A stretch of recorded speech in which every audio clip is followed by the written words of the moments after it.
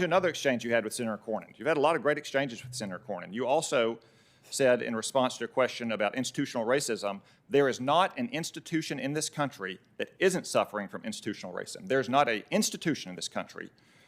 Ms. Gupta, does the Biden White House suffer from institutional racism? Senator, given the history of this country, of slavery and the long period of Jim Crow and the ongoing scourge of racial discrimination, I think that it remains very much a live problem in America today, and that the effort to address racial discrimination in all of its forms, discrimination of any sorts, is something that all of us have to work at in the institutions we are a part of. And one of the reasons why I will be honored to return to the Justice Department if confirmed is that the Justice Department was actually founded on this objective of ensuring equal justice before the law.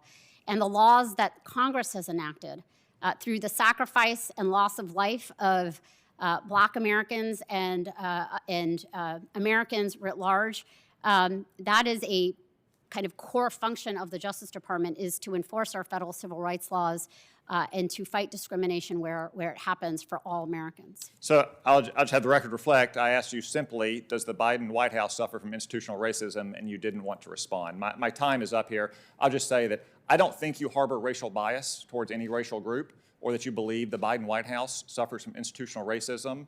But when you throw around allegations that every single American suffers from racial bias and every single institution suffers from institutional racism, you open yourself up to these kinds of questions by condemning your fellow Americans without individualized evidence of their beliefs, their words, or their deeds. I think these statements were beyond the pale. I don't think really anybody truly believes them, nor should they be believed because they are so preposterous.